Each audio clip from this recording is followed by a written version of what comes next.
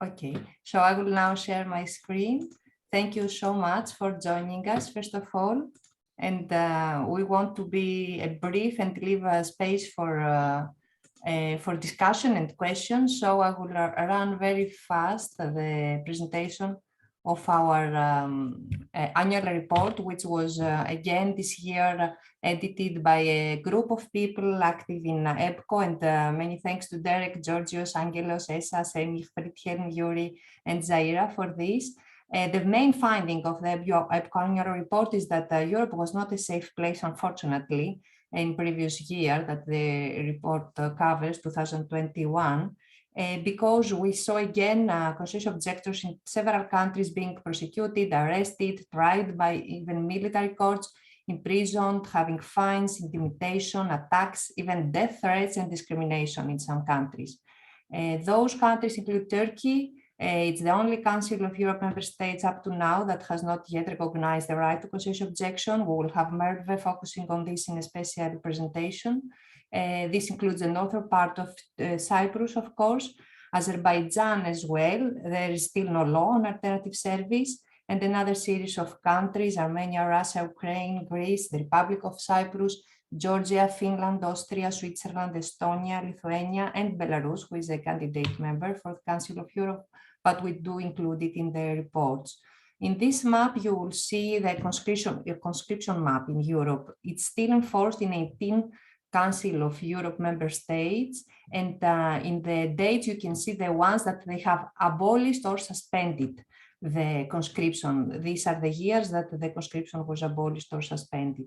Unfortunately, we had some countries that they reintroduced conscription even if they had originally abolished it, like Ukraine in 2014, then Lithuania, then Georgia, and finally Sweden in 2018. We give in the report the tables with detail for each country, when they were abolished and by which law, or if it was never existed. Then we have a special section on conscription and contract or professional soldiers. You can see here the countries that they have professional soldiers and the percentage of them in the army. The highest is Switzerland, Finland, and Turkey. We have also a map about the recognition of conscientious objection, where we can see here on which year each country has recognized the right to conscientious objection. We have here again the exception of Turkey that has not still recognized, but also for the other countries, this doesn't mean that it's okay, that it doesn't mean that it's fully recognized or there are no problems. For example, we have big problems even in the constitutional provisions in Bulgaria, Russia, and Belarus, in Azerbaijan, I already mentioned before. And despite legal recognition, the persecution of conscientious objectors often persists, like, for example, in Greece. Here we have a table in the annual report that we give in per year and country, the provision under which this took place. And here with colors, we can see the European map of conscientious objection. So in blue, it's the countries that there have no conscription today. In green, they have a conscription and they do recognize the right to conscientious objection. Again, this doesn't mean that there are no problems, but at least they do recognize there's a human right. And in red, where the recognition of conscientious objector is still not the case. In this table that we have as well in the annual report, we have the duration of the military service and the civilian service in the countries that they do recognize the conscientious objection, the ratio, and if men or women are also applicable. We have a section for the military expenditure. Here you can see this figure for all the world, where you can see the first one is United States, then China, India, UK, and Russia, France, Germany. And then for our area of interest, the Council of Europe, you can see here in green, it's the only countries that they have registered a decline comparing to the previous report. And the red that we have increases in 2020. The biggest of them are in Montenegro, Romania, Azerbaijan, Kosovo, Hungary, Belgium, and Luxembourg. We also take care about the recruitment ages because we have the optional protocol to the Convention on the Rights of the Child on the involvement of children in armed conflict, but unfortunately still today, a disturbing number of European states continue to do this, to recruit persons underage and even to place them in service and in positions that they allow them even for active deployment before they're 18-year-old. So we have also a section in our annual report every year for this, and the table per country and exactly the minimum conscription age and the minimum voluntary enlistment age. So this is another focus area that we push so that we don't have any more this problem with the children. As for the refugees, the conscious objectors who do apply for asylum in other countries usually are not granted international protection. We have a good case this year from Germany that we had Beran from Turkey of Kurdish origin, that he was recognized and took the refugee status. So these are the good news. On the other hand, in the European Court of Human Rights, we still have 3 cases pending against Turkey from the northern part of Cyprus, Halil, Haluk, and Murat, who is also an EBCO board member. The press unit, they published a fact sheet on conscientious objection in 2021, and we had also a guide on Article 9, which is very good.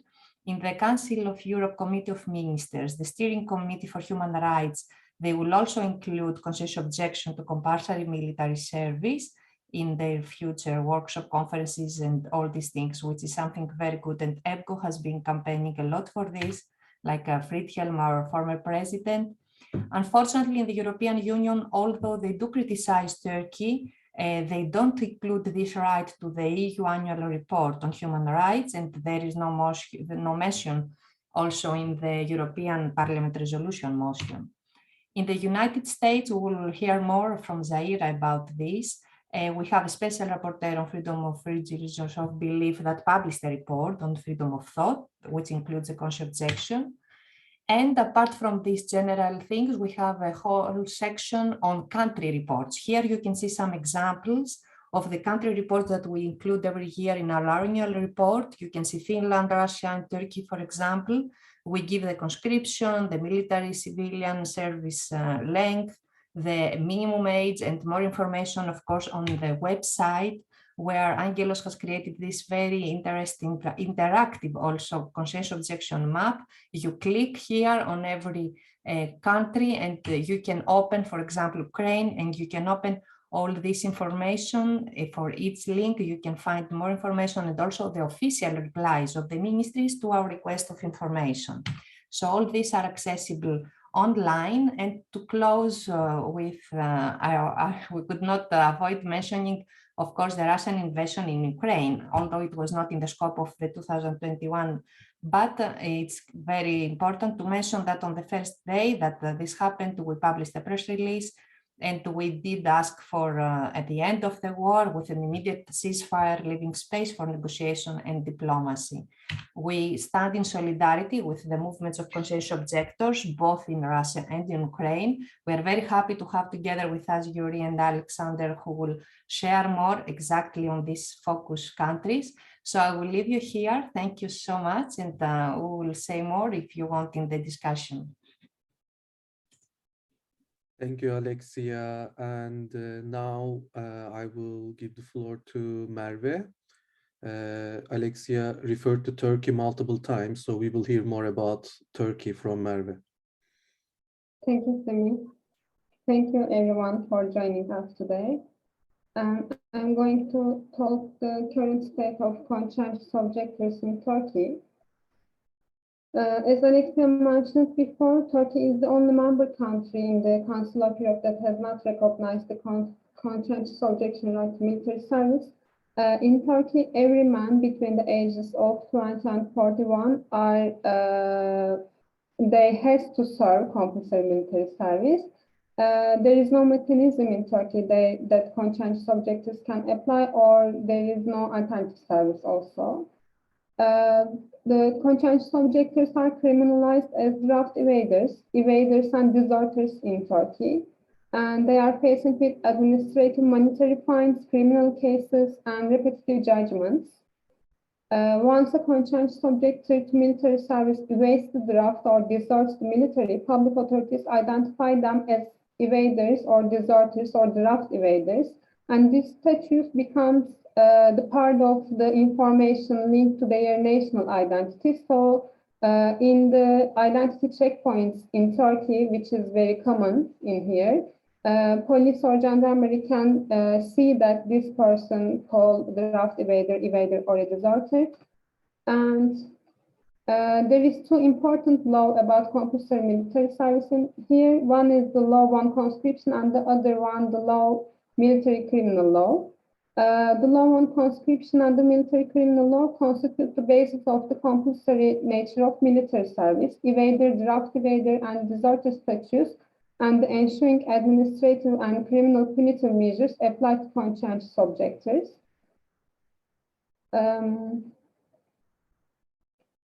Draft evaders and evaders are reported to the Minister of Interior in order to ensure their apprehension to perform their military service obligation.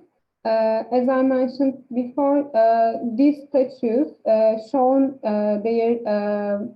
by their national identity. So the police or gendarmerie see these statutes, and every general security checks, they are issued an official record and then released. But these records are the legal basis of issuing administrative monetary fines. These fines must be paid within a month, but conscientious objectors who reject to pay this fine, the administrative fine, are faced with a risk, being apprehended repeatedly after every 15 days. So this causes a civil debt for conscientious objectors. The European Court of Human Rights in 2006 described the impact of non-recognition of the right to conscientious objection to military service as civil debt. This is a very common situation for conscientious objectors in Turkey. There is a mechanism that conscientious objectors can use, but this mechanism is not an effective mechanism. Between 2012 and April 2021, at least 45 individual applications have been made by conscientious objectors to the Constitutional Court. In these applications made to the Constitutional Court, decisions for stay of execution are also requested in order to prevent further violations of the applicant's rights. However, the Constitutional Court either does not examine this request at all and does not even provide a response or reject them on the grounds that there is no serious danger to life or security or moral integrity of the applicant. So we can easily say that the Constitutional Court is not an effective mechanism for conscientious objectors in Turkey. I'm going to give some examples about the restrictions on key human rights that conscientious objectors are facing, so you can imagine the general picture of civil debt that conscientious objectors are facing. One restriction is the restriction of freedom of movement. The freedom of movement of conscientious objectors is highly restricted due to a number of possible checks that would lead to their being identified as draft evaders or deserters. This then starts a process that leads to a prosecution. Because of this situation, most of conscientious objectors are avoiding to travel inside Turkey, because when they encounter an identity checkpoint in the streets or in, for example, camping areas or hotels, it means that they will face with an official report, and it means that they will face with an administrative monetary fines. The other restriction is the violation of the right to education. The compulsory character of the conscription and the lack of legal arrangements for conscientious objection breaches the right to education. Under the law on conscription, the students who have not fulfilled their military service can postpone at a certain age But after this age, they cannot register or enlist to a high school or a university. So some of the conscientious objectors are facing with the violation of right to education. The other restriction is the opportunity to earn one's living. Under the law on conscription again, evaders, draft evaders, and deserters cannot be employed in civil service or private service, and those who employ them will be prosecuted. Because of this law, most of the conscientious objectors getting fired from their job, and most of them forced to work without an insurance. This is very common in Turkey. And the other restriction and violation maybe is the prohibition of torture, inhuman and degrading treatment, and right to respect for private life. I'm going to share a graphic with you so you can imagine the civil death situation that conscientious objectors are facing. This is the graphic of the data that we collect between March 2021 and March 2022. These are the restrictions experienced by the conscientious objectors. You can see that the most common restriction or violation is the violation of right to work. Most of the conscientious objectors, as I mentioned before, cannot get a job with Social Security, and they get fired from their job. And most of them, the second common restriction is the restriction of freedom of travel. So this is a picture that what is the consequences of being a conscientious objector in Turkey. We have some recommendations to bring the legislation and practice. Of course, Turkey must take legislative measures. We also mentioned this point in the EBCO report. You can read details from that report. I am also going to share some of our publications link that you can read detailed the situation in Turkey and our recommendations to the Committee of Ministers and Turkish government. So Turkey must take legislative measures. They must recognize the right to conscientious objection to military service without a delay, to set up an independent and impartial decision-making bodies tasked with determining whether a conscientious objection to military service is genuinely held in a specific case, and to review relevant legislation, including but not limited to the law on conscription, the military criminal law, etc., and to ensure that the applications and persons in a similar position are free from the risk of further prosecution and can fully enjoy their political, civil, economic, social, and cultural rights. This is just a brief summary of what conscientious objectors are facing, what are the restrictions and violations in Turkey. As I said, I'm going to share some links from chat box, a report of our work, and you can get the detailed information from that report. What is the consequences of being a conscientious objector in Turkey? Thank you everyone for listening and joining us. Thank you very much, Merve. Now we will hear from Zaira about the recommendations in the EBCO report, as well as Zaira will share an update from United Nations. Thank you, Sami. Thank you to everyone for participating this afternoon with us. And thank you to Alex and Merve for your presentation. I will follow up on what Alexa has presented to you and briefly on the recommendation that EBCO has published at the end of the report. This report has been shared with several institutions like the European Parliament, the Council of Europe, and other international institutions. This is because it is important to inform, to report, and to monitor the right to conscientious objection. Briefly, regarding the recommendation, first of all, the main one, to abolish conscription. This is the starting point.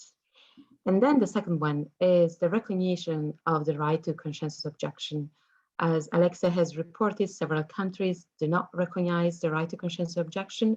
We just heard the presentation from Merve regarding the situation in Turkey. So this is another strong recommendation that we do address to all the states and international organizations. In particular, the right to conscientious objection should apply to all those who refuse to serve in the military service, the serving members, and the reservists. So to anyone, and it should be granted on any ground, not just religious ground or peace ground, but any ground of conscience. And the other point, which is related to this, is that states should provide a non-punitive and non-discriminatory alternative civilian service. What we notice is also that some countries did recognize the right to conscientious objection, but the alternative service which they are offering to objectors is not non-punitive and non-discriminatory. So we do reinforce our recommendation that the alternative service is not punitive or discriminatory. And again, we continue with another recommendation regarding juvenile recruitment. This is a big issue also in Europe. We do have several countries like Germany and UK where we do have underage recruitment, and Alexia has already detailed this issue. And a fourth one, which concern conscientious objection and the objectors, is a recommendation about asylum. We will hear today more about this issue by Rudy from Connection, so I'm not going into details, but it's important to consider that some people fleeing from their countries, they are fleeing because they are forced to serve in the military. They are not recognized their right to refuse and to object. And this is very important for the hosting country to understand the situation in the original countries of these people. This is why we do recommend protection, international protection for those who flee from forced military service. And then there are other two recommendations which are a little bit wider. One is connecting to the war system. As we do advocate for conscientious objection to military service, we do invite and call for a lowering of the military expenditure, which is a support to the war system. And then a last one is concerning the peace education. So it's more about the cultural aspect. We do see in several countries that campaigning for a conscientious objection to military service is also difficult because of the cultural background of the country.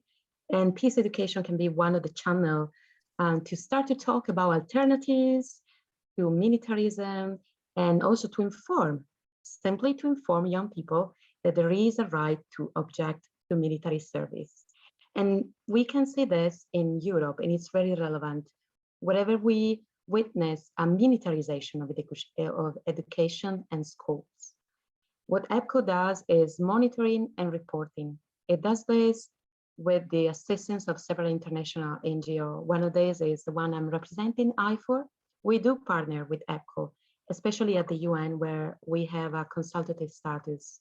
And one work which is very important is to take the floor during the plenary of the Human Rights Council to address the issues of the right to conscientious objection, to report on country situation, individual cases. This is what we do regularly at the UN.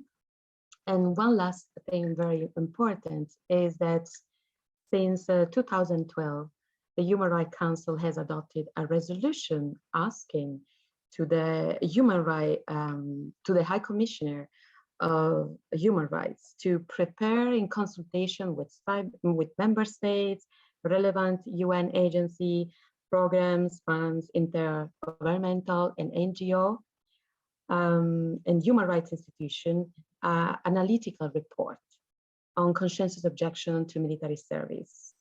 And this year we have worked together for a new call to contribute to the report of the Office of the High Commissioner, which will be presented this coming session of the Human Rights Council.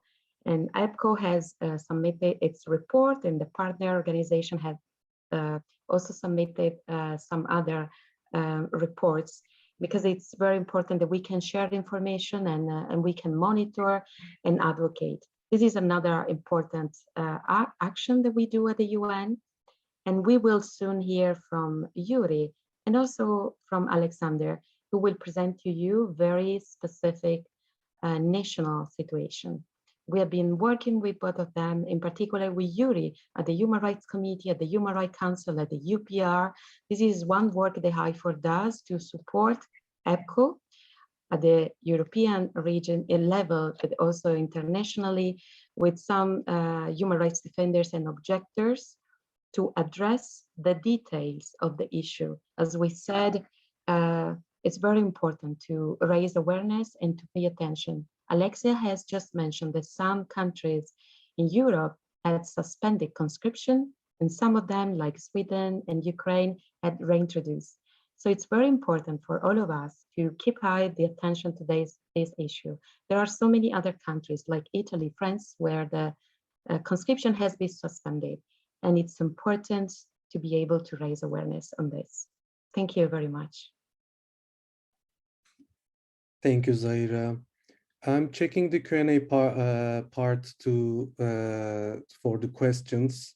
We have few questions. I will try to keep them as brief as possible. And Gulia, I hope I pronounce your name correct. We would get back to your question in the end. I hope that's fine, because I also want to make sure that our friends from Russia and Ukraine has enough time to present the cases from their countries. Michael asks, does the Turkish Republic of Northern Cyprus have its own conscription? Yes, and they don't serve with the Turkish forces. They have their own military service and conscription. But I don't know, Alexia, whether you would like to share slightly more about the Turkish, the northern part of Cyprus, the situation there.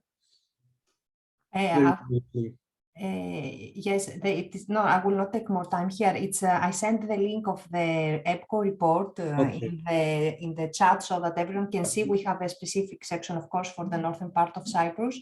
And for the other question, that if it's recorded, yes, we do record this, and we will upload the video of the webinar in all the organizations, websites, and social media.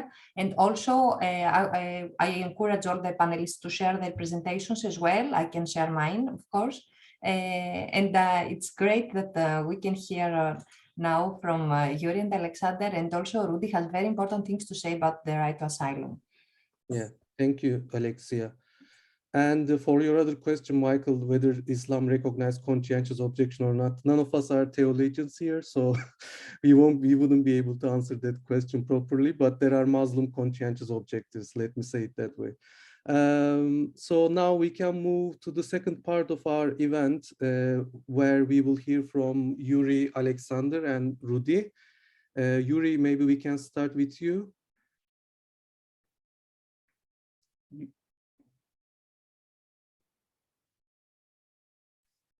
Okay, dear friends, thank you for coming to our webinar today to discuss peace and conscientious objection to military service.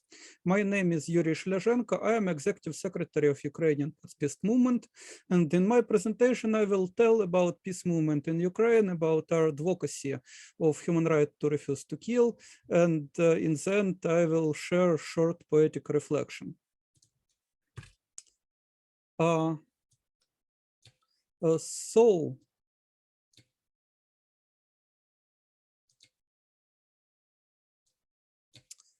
So you probably are curious how consistent pacifists in Ukraine are living in time of war. I was here at home from the first day of Russian aggression against Ukraine under the shelling.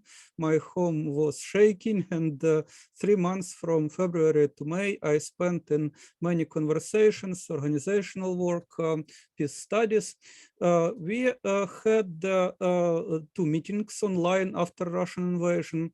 At the background of this slide, you see a cover of our celebration of the International Conscientious Objectors Day. We support and cooperate with local NGOs in Ukraine, continue to cooperate with global civil society in European Bureau for Conscientious Objection, War Resisters International, International Peace Bureau, World Beyond War, Eastern European Network for Citizenship Education. Of course, it is not hard to resist war in the country which asks for the world more and more weapons. Of course, weapons supply are rather escalate conflict and any pro-peace comment in social networks and in real life also cause a lot of offensive, obscene comments. After popular video blogs, I and other members of our movement received threatening calls from the military. We continue to resist war and help to resist war in whole the world. We are cooperating with many peace movements in the West, in Russia, because it is important to help people to understand that people should tell to authorities, to the powerful, that the war should be not waged forever. We make statements, make petitions. For example, we petitioned in interest of pacifists who are not allowed to leave Ukraine, and we support other petitions. Recently, a petition against compulsory military service and against ban for almost all men to live in Ukraine gathered 27,000 of signatures at the petition site of President Zelensky, and now we are waiting for response of our president. By the way, we support willing of our government to continue peace talks when our government is willing enough, because it depends. Unfortunately, now in Ukraine and in Russia, authorities are rather willing to fight than to talk. And a strong peace movement is needed to tell Putin, to tell Zelensky, stop this bloodshed, start to talk. Human rights defense, defending right to refuse to kill, is very important of direction of our work. And of course, we support by peace work, by other contributions, peace movement and peace building activities. Talking about conscientious objection in Ukraine, on this slide you see a part from EBCO annual report, Conscientious Objection to Military Service in Europe 2021. And there are a lot of information what is going wrong here, because conscientious objectors in Ukraine are discriminated in legal recognition of right to refuse to kill.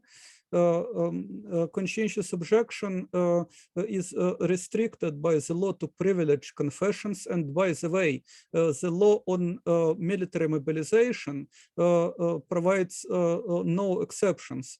Even members of these privileged confessions are worrying, and unfortunately it is a topic of taboo. Peace talks, conscientious objection, it is taboo in Ukrainian society. And war resistors developing peace movement in brotherhood and sisterhood of war resistors in many other lands in the world. We are trying to break this taboo, and we are talking that it is not compliant with international human rights standards, that alternative service in Ukraine is hardly accessible, unethical. There is no fair procedure. You should prove genuineness of your beliefs. It is just not right, especially if the only proof which they allow is certificate of membership in one of 10 religious confessions in religious organization. No secular pacifists, no people who are belong to denominations not registered in Ukraine, and so on. Ukraine is not willing to comply with recommendations of United Nations Human Rights Committee to stop human rights violations during conscription and mobilization.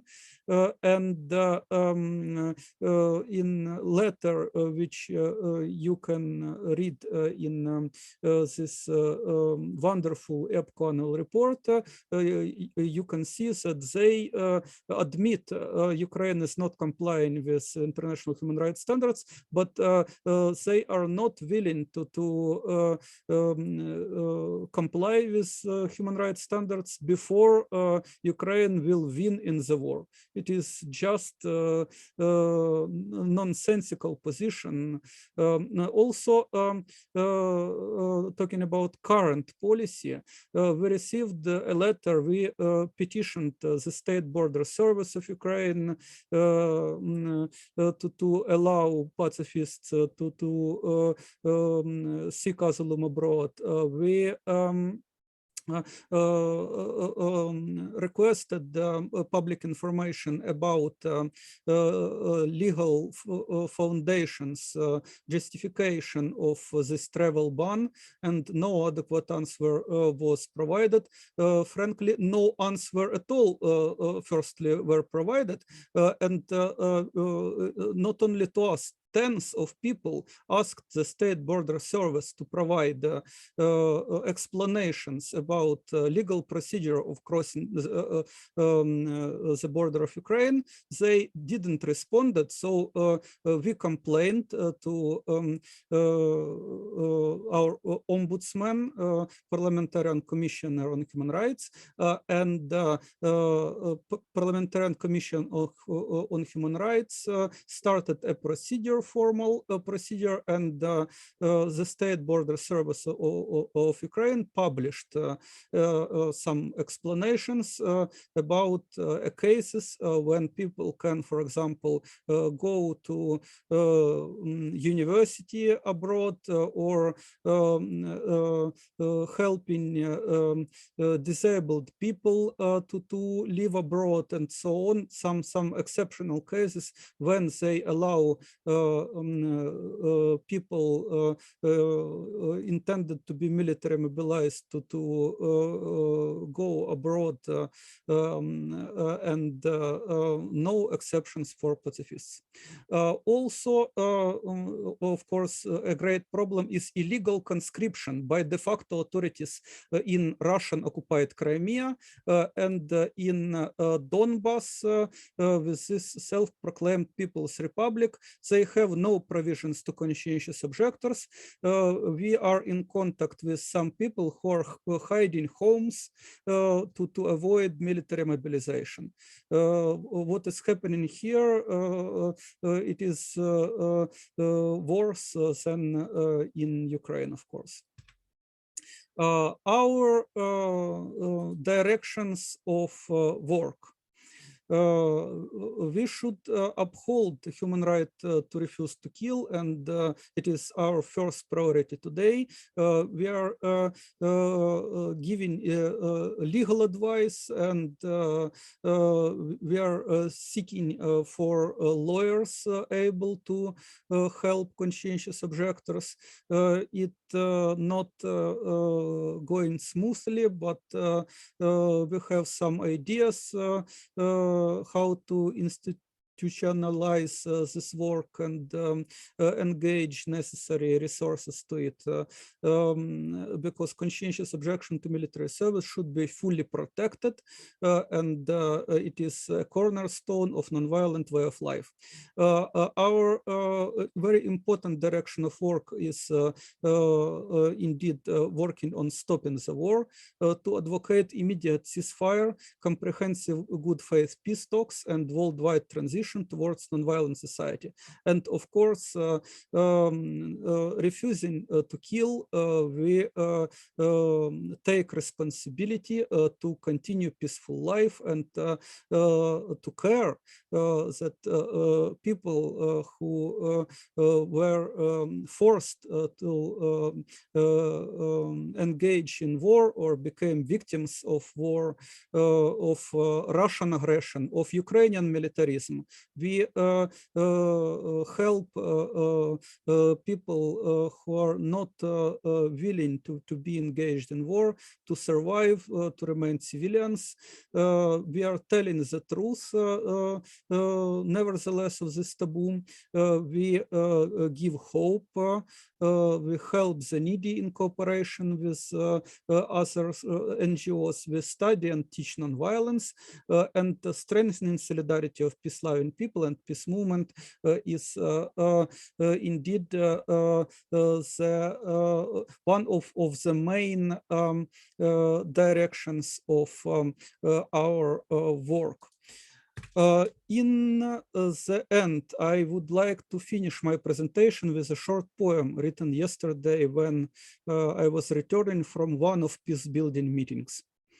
Unhappy land where songs of birds in spring are interrupted by the roar of flying death. Poor heart, stay calm and chirp with love and truth. Your tears and prayers make new life to blossom. Thank you very much, Yuri, and lots of solidarity again. So now we can move to Alexander, who is a conscientious objector from Russia, and Alexander will tell us about opposing war in Russia today. Alexander.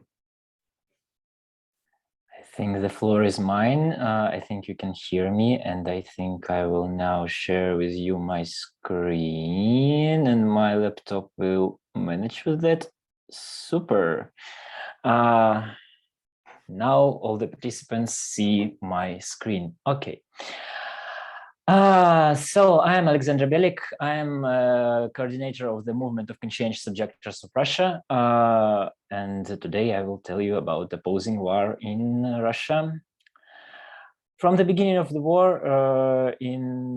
on February 24, we as a movement put our own statement on the war in our social media and our site and everywhere. So that what is happening in Ukraine is a war unleashed by Russia and so on.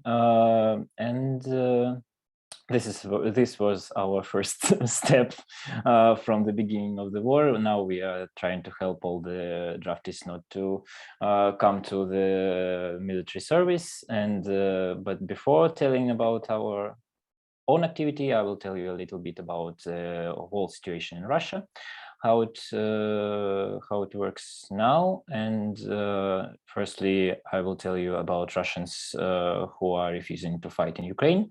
We are trying to collect all of these cases in a Google document and regularly update it. It is published by me, but of course, it's not done by only me, but by a lot of other anti-war activists in Russia. You can.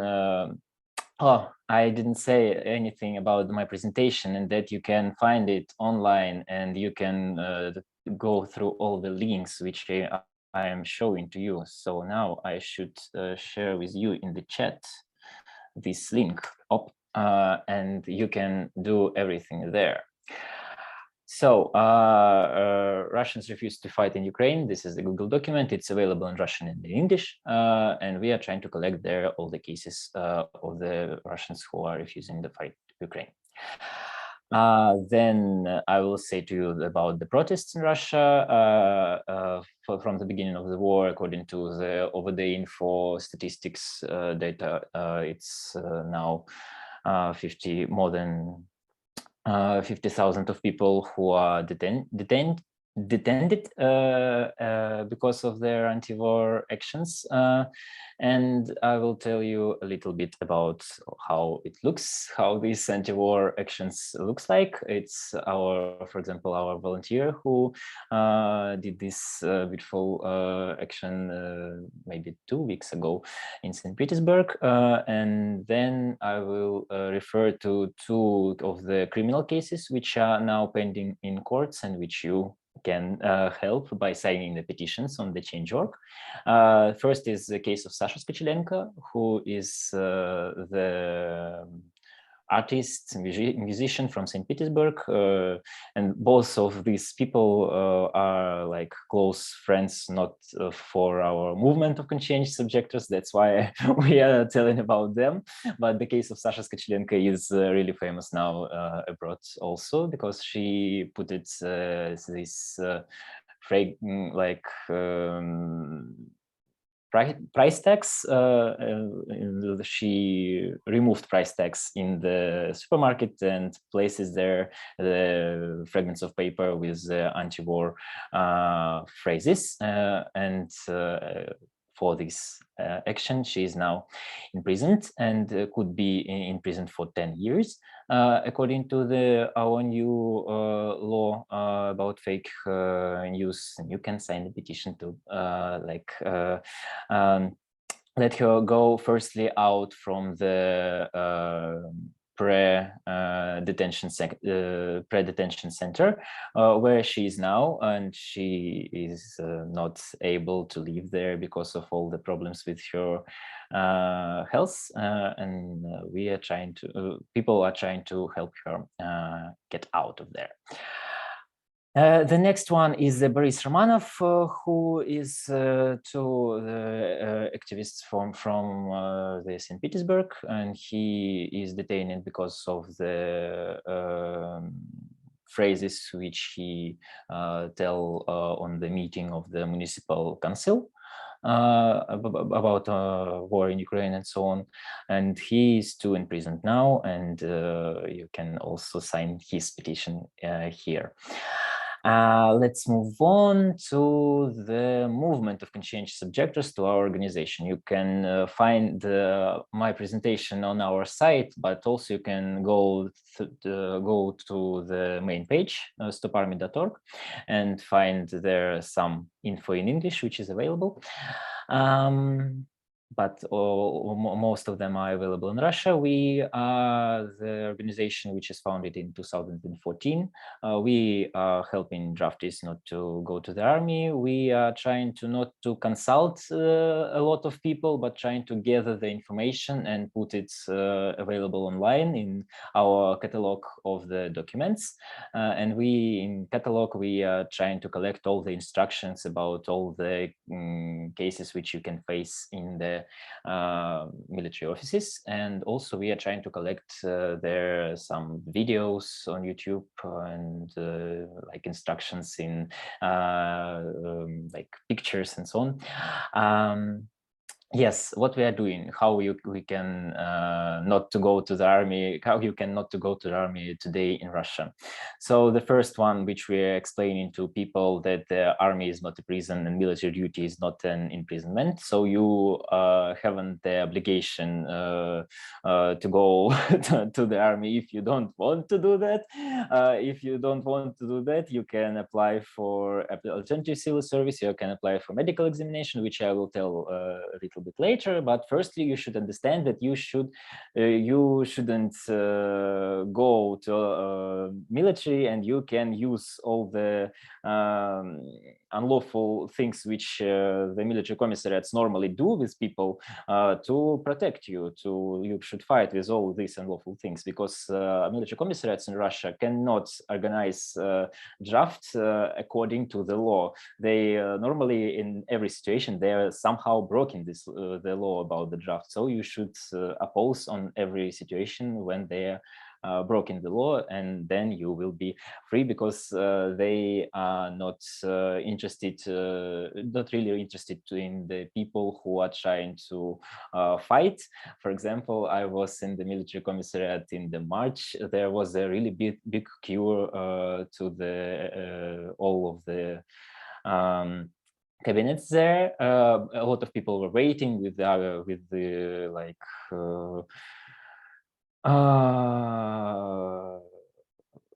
with a sadness on their faces, and we with my colleague with whom we came there, tried to explain them that you shouldn't wait here.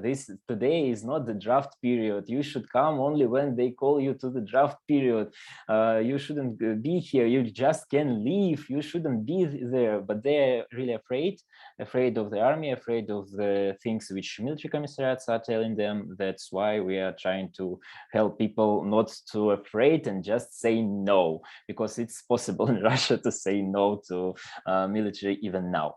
The second, which we are trying to explain, is alternative civil service. We are trying not to like promote alternative civil service, because we understand that it is discrimination. It is discriminative like situation. You should serve 2 years instead of 1 year in the military service. You should serve 2 years in alternative civil service. The places where people are working are really awful. The like money which they are receiving there is also really low. That's why we are using alternative civil service more to like protect people. We are applying for alternative civil service to stop the draft for the person, and then maybe to object on the medical reasons, or just object on the first reason, like trying to say no to every unlawful acts which they are doing with you. The third one also is the medical reasons on which you can object from military service. There is a really big list of medical reasons on which you can apply for exclusion from the draft. We are trying to explain people how to collect all the documents correctly for the medical examination, because normally people are not in Russia collecting documents about their medical situation, and we are trying to help them to collect all the things properly according to the law, to have this right to go out of drafts according to medical reasons.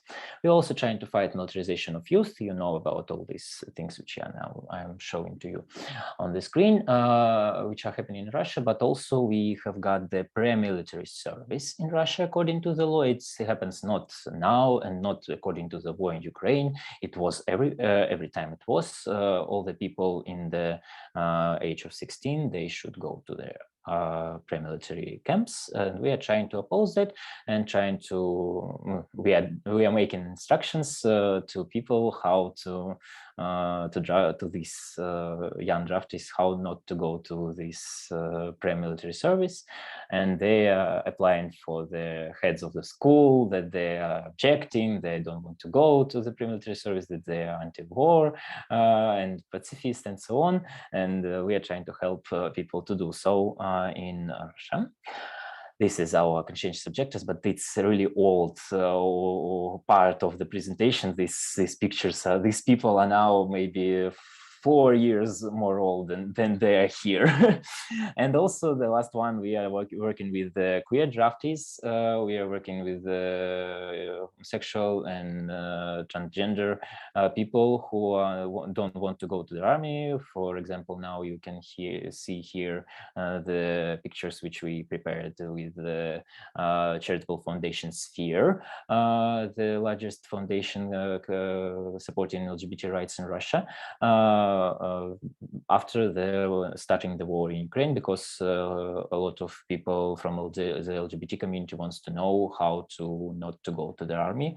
And we are trying to help LGBT community, because in Russia it always was LGBT community was always close to anti-war, because, for example, in the biggest Russian organization, Russian LGBT network, in the charter of it, it's written that they are opposing war. Yes, they are like not really pacifist, but like they are against the war. And here is how to support us. Yes, here is our crypto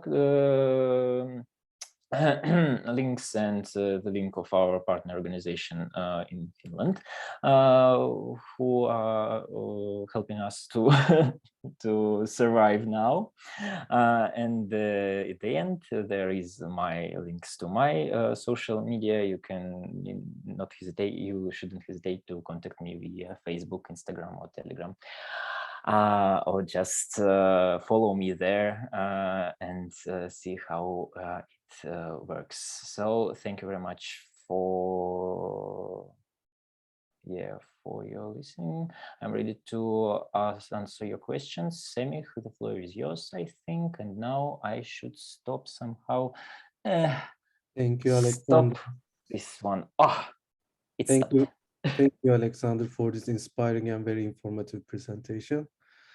Now, there are questions for you, but we will address them after Rudy's. After we hear Rudy.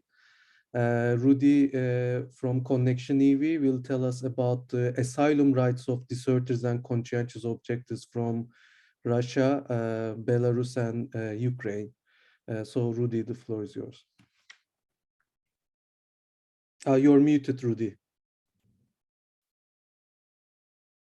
You're still muted. Oh, okay. Okay, now works. Yeah. Now you can hear me, I hope. So, yes. Thanks a lot, Yuri and Alex, for the impressive statements.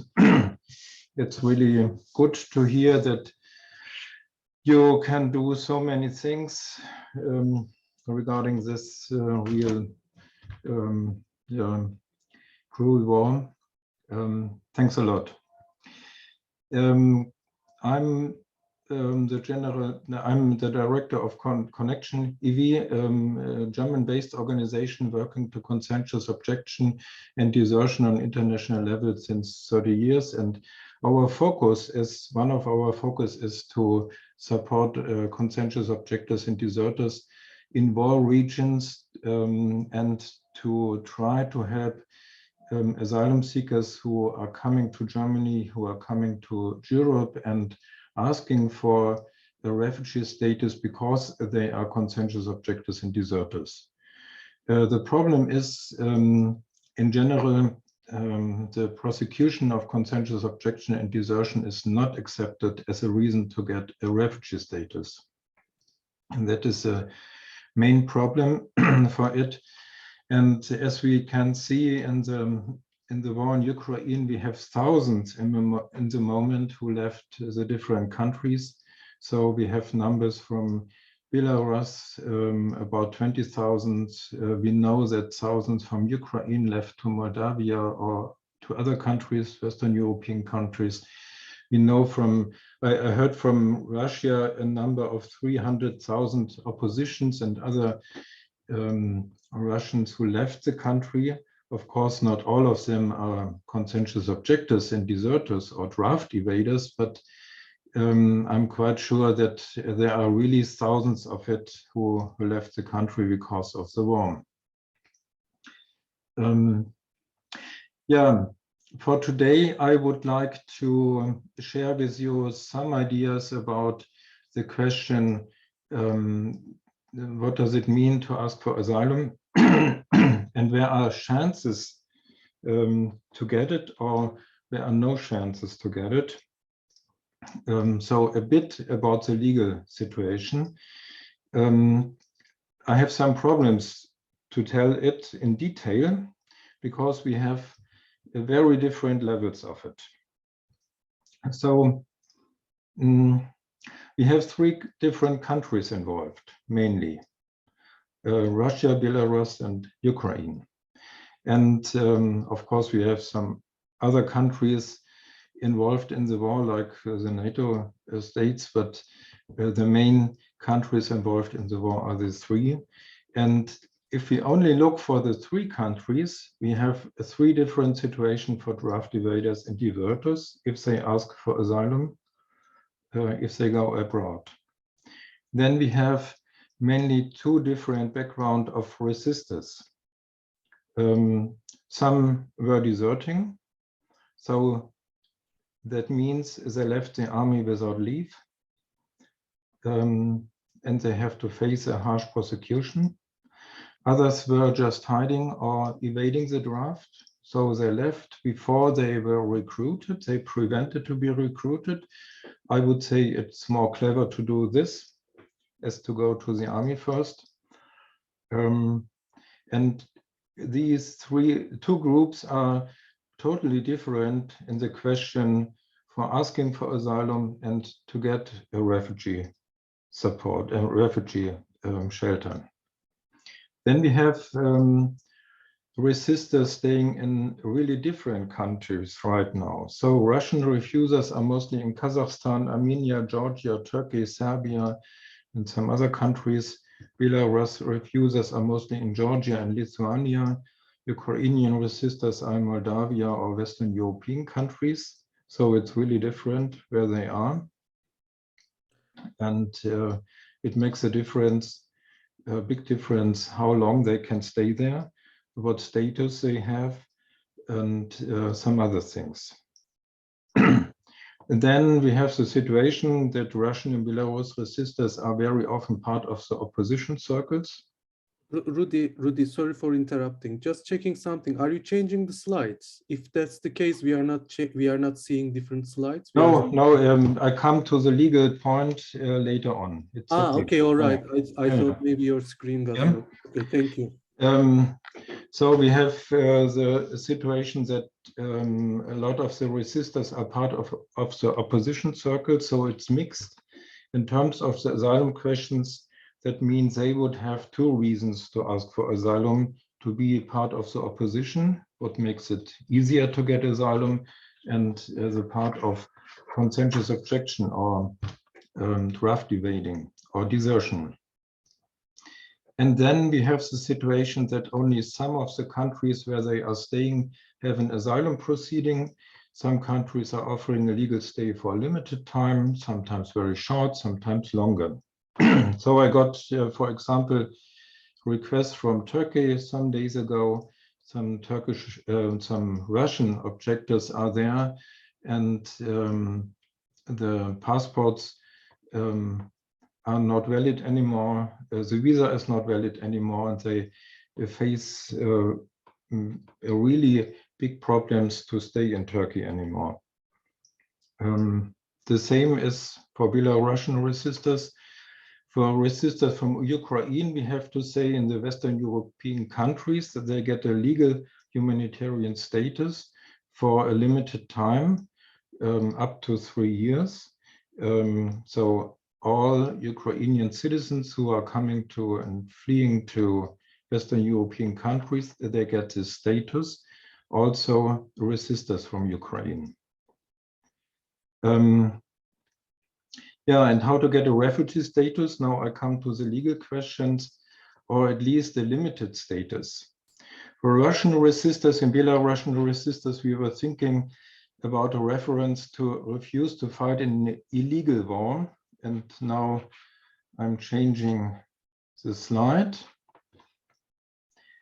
It's a reference to the qualification directive of the European Union. That means who is prosecuted because he refused to fight in an illegal war should get a refugee status. Unfortunately, the judgments of the European Court of Justice, that is the court for the European Union, there are judgments which make it very close, very restrictive. That means, for example, it is more or less necessary to ask for conscientious objection first, and or to show that there is no way to ask for it. And this makes it very difficult, especially for draft evaders, because they are not drafted. They didn't ask for conscientious objection. And the next very big point is there must be a link between here the conscientious objection, excuse me, the conscientious objection has to be declared. It should be a political statement or such kind of thing. So it should be linked, the personal statement and the situation should be linked. And this is possible, of course. And then we have the problem that resistors have to prove that a deployment into the war is likely. And this is, I think, for the most of the draft evaders not possible, because they don't know in which unit they would have been and if the unit is in Ukraine or not, or will be in the Ukraine in the future. So if they can't show it, then they won't get a refugee status under this norm. So these are the main problems we saw. And then we were a bit surprised about decision of the German government. It's a good step. At first, they said, and here you have the wording, in the case of credibly made desertion of a Russian asylum seeker, it is currently generally assumed that there is a threat of persecution in the case of return to the Russian Federation.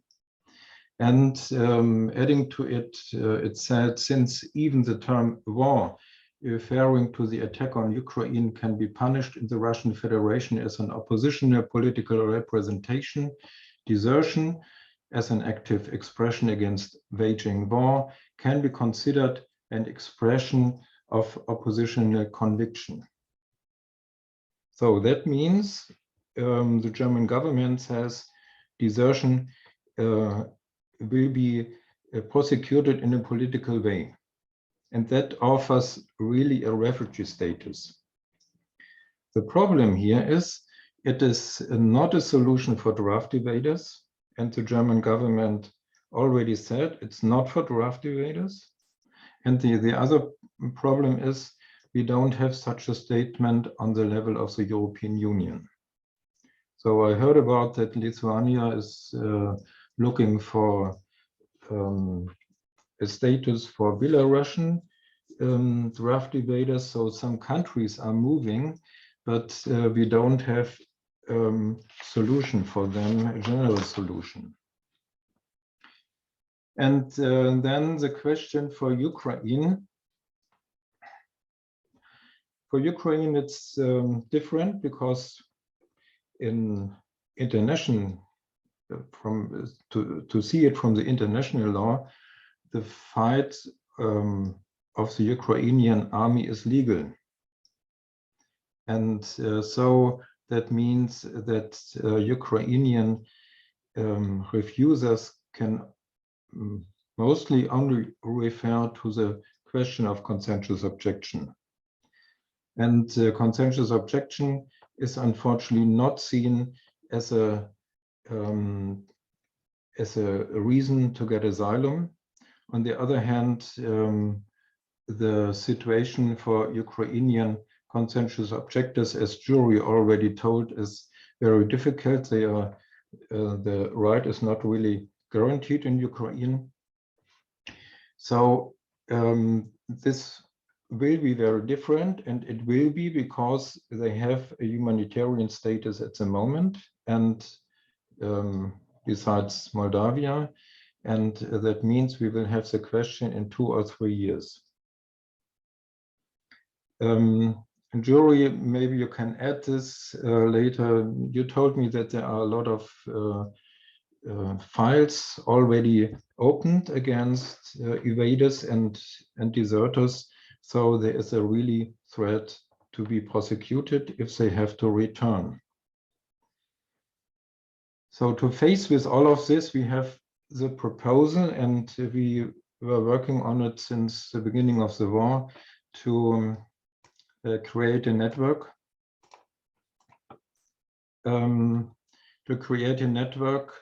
Of initiatives and groups from different countries where refusers, resistors, and objectors are staying. There are groups already, as we heard, from Ukraine, Russia, from Belarus. There is another one. We have a group in Georgia working from Act for Transformation. And some days, I told you, I got contact to some resistors in Turkey, and I hope we could support this group as well. Other countries are still open, for example, Serbia. And maybe I could tell you more what we try to initiate a bit later. Here, that's very short, the legal situation of draft evaders and conscientious objectors and deserters regarding the question of asylum. Thanks a lot. Thank you very much, Rudy. So we can go back to the questions. Rachel has a question to both Alex and Yuri. Maybe Alex, you can start. You can be the first one to answer. How are LGBTI people treated in the draft process in Russia and Ukraine? Excluded, given CO status, medically excluded, or what? So if the talk is about the gay people, normally they can be drafted in Russia, but according to the Russian homophobia, according to the homophobia of the Russian military service, military commissariat, you can use your homosexuality to evade from draft. You can just say that you are gay in the military commissariat, and then they will send you to the hospital for the medical examination. And according to the International Health Organization, this is the 10 version of this, how to say it, МКБ 10, Юрий, пожалуйста, помогите мне. Международный классификатор болезней. International Classification of Diseases. Yes, International Classification of Diseases, the 10 version of it, says that the personality disorder can be homosexually typed, and that's why in Russia they are sending people to hospitals to medical examination, then examine them there, and then you are free, but you should spend from nothing to 2 weeks in the hospital. That's not okay for a lot of people. And talking about the transgender people, it's a really big issue to evade draft for them because they have got a lot of problems just to come to the military commissariat because of their fearance of the military and so on. And they can object from the military service, but we are trying now to, before the war, we tried to protect transgender rights. We tried to help them object it not according to the psychiatrist, but according to hormones which they should take.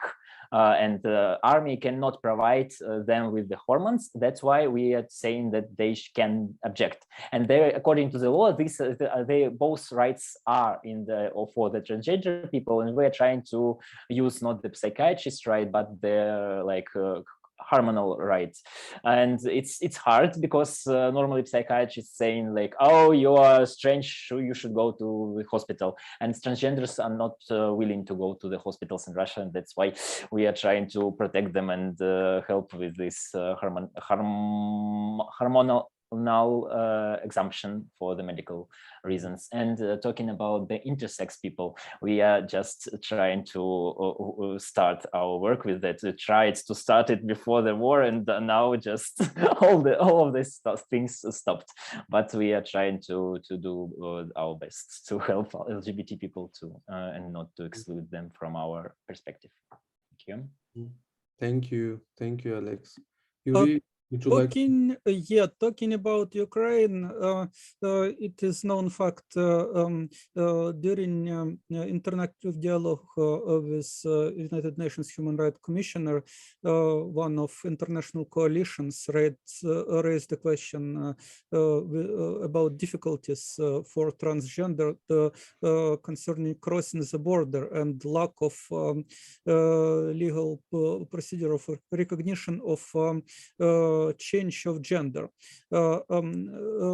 Also, we know some LGBTQ persons in Ukraine. For example, I had a conversation with one man who went to military commissariat and tried to declare conscientious objection, tried first of all to understand perspectives, can he be conscripted, and if it would be a compulsory military service, of course he have fears of treatment from hostile treatment in army, in our culture generally hostile to gay people, LGBTQ and so on. And there was a scandal because they refused to adopt, to receive this statement of his, and he complied to National Human Rights Institution, and they replied to him that being gay is not a ground for exemption from military service, and he was very upset and nervous. I tried to calm him, and later he told that he had hospitalization, and he managed to obtain a certificate of mental illness, but they still refuse to receive his application for exemption, you know. And Rudy mentioned about criminal prosecution of people for refusing to serve in the military. Indeed, we have such statistics. After the start of Russian invasion, 397 criminal cases was opened against people who are refused to serve in the military. It is Article 336 of Criminal Code of Ukraine, evasion from conscription during mobilization in a special period, military service by conscription of reservists in special period, and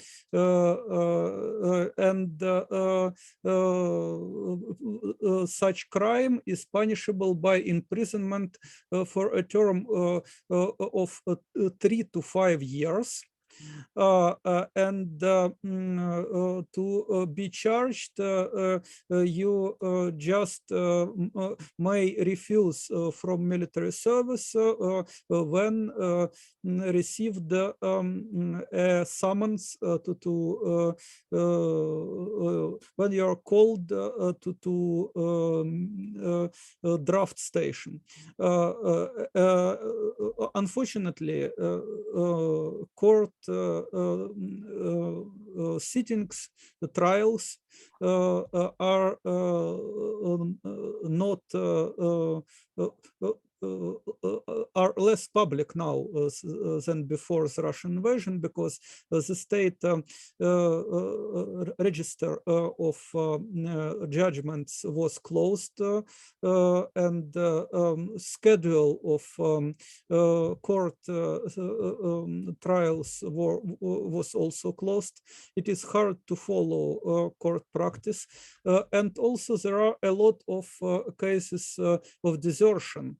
If in January, April 2021, there were only 43 cases of desertion, in January, April 2022, it is 851 cases of invasion of desertion, according to Office of Prosecutor General of Ukraine, and also a number of crimes of illegal trafficking of persons across the state border of Ukraine was increased more than twice, because of many people are trying to flee abroad from this imposition of total military mobilization. So indeed, we have many human rights challenges today, and we should respond. Thank you. Thank you, Yuri.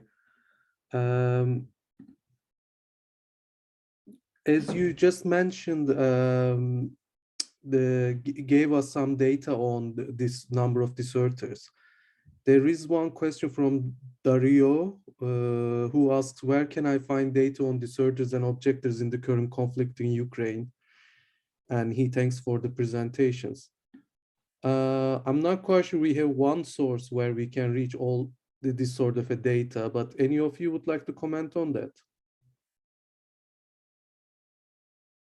I will put it into chat. The file is in, you can see this page in Ukrainian, but automatically translate, and the file is Excel file in Ukrainian, but you can use automatic translation in, for example, in Google Documents.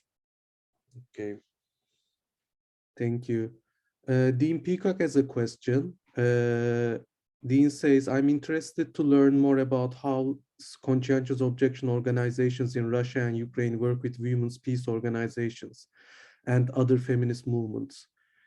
Could you say a little bit about that? Alex, would you like to comment on that question? Yes, of course. We have got some feminists in our organization inside. But also we just communicate with other. For example, this is feminist anti-war resistance. I think I should translate it like that. It is the biggest Telegram channel for the feminists who are against the war in Ukraine and so on. Yes, we are pro-feminist organization. We are trying to communicate with all other feminist organizations in Russia. So it's just we're trying to be friends. Yes. Yuri, would you have any comments in the Ukrainian context? I missed the question. As I understand, it is about participation of women in peace movement, right? Or no? It's more about your connections with the feminist movements in Ukraine as the Ukrainian pacifist movement. Yes,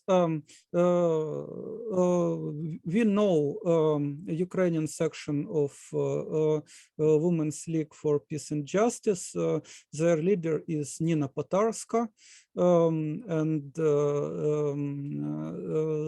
they are indeed contributing in peace movement in Ukraine and abroad, and we are also are always ready to cooperation, support, and so on. And also there was we have women in Ukrainian pacifist movement, so I think that gender equality and feminism is important topics of transition to non-violent society of the future. Thank you, Yuri. Thank you. Alex, would you like to add something? I can see. Yes, I want to add that we also work with the Soldiers Mothers of St. Petersburg. Also, of course, I was here in chat, personal message from me, from Alexia, so that I don't say anything about that. Yes, of course, we work with them, but now it's the time when the new Soldiers Mothers should appear because of all the situation which is happening now. Maybe you saw the video of interviewing of mothers whose sons are involved to the war in Ukraine from Russia's side, and they are now like in really big, like trying to gather everyone and to fight with the military commanders to get their sons back or the bodies or anything from their sons back to homes. And this is the time when I think some new organizations will appear, because it was the same like Soldiers Mothers of St. Petersburg appears in the times of the Chechen wars, and that is now exactly the same situation with the Chechen wars in Russian society. So now that is the time for cooperation of these new mothers. We don't know what organizations they will bring us, but we will see.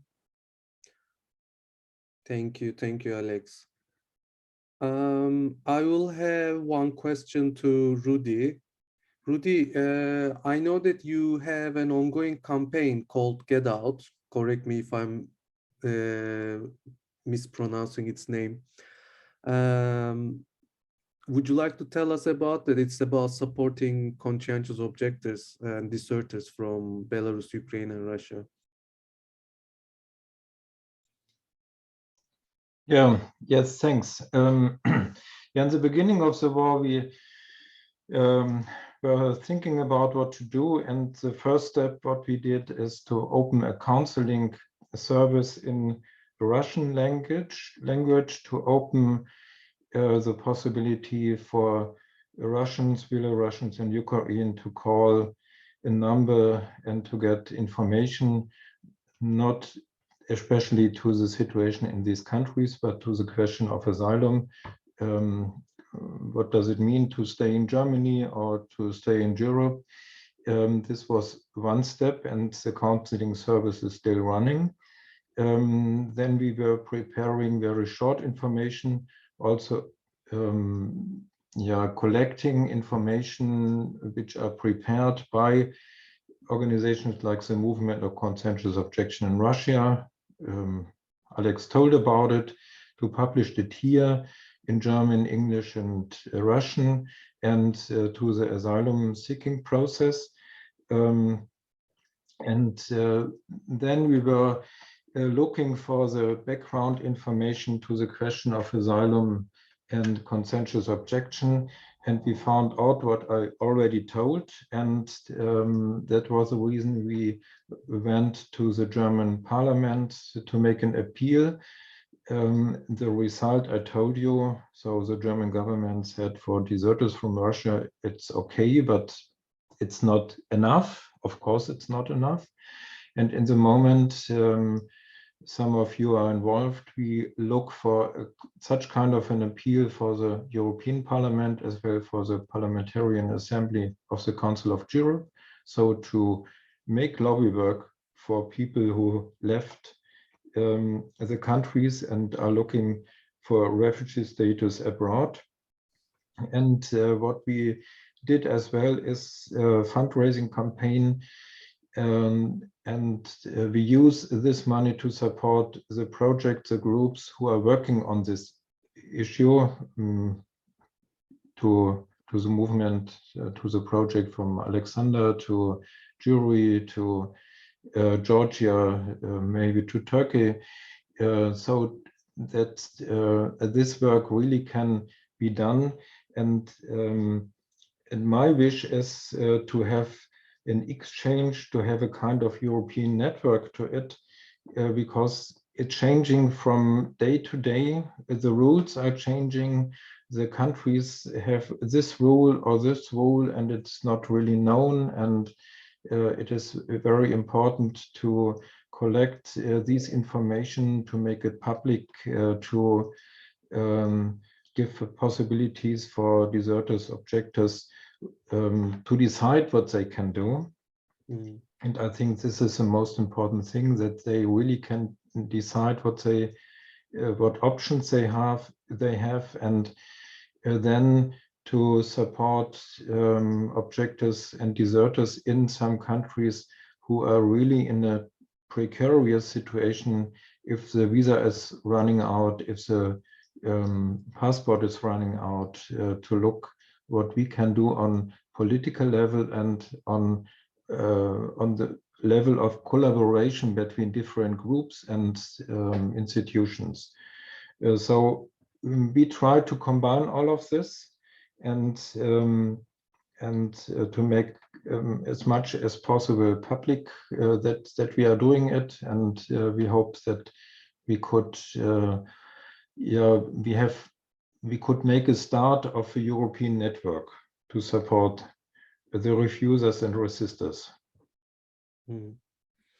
Thank you very much, Rudy. Maybe you can share some of the links from your website where people can read more about it, and also Yes. some people might like to donate, support this work as well. Sure, good idea.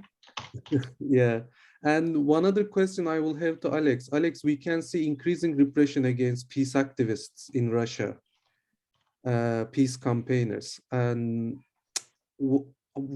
do you expect and feel concerned about increasing repression on your organization, or like, how do you have any strategy on this? How do you manage safety and security? We have this strategy on this situation. We know about the criminal code of Russian Federation. We can, I hope we can manage with that. I think this is the end of my answer. Thank you.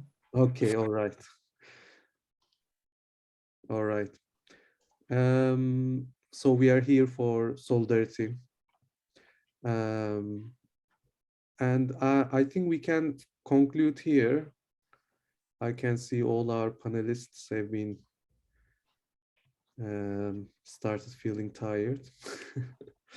Thank you very much, Alexander, Alexia, Yuri, Zaira, Merve, and Rudy for your presentations. And thank you everyone who joined us today, contributed with your questions and comments. This session has been recorded and will be available on our YouTube channel. So you will be able to watch it after this event as well. So yes, thank you very much. Thank you all. Bye-bye. Bye-bye.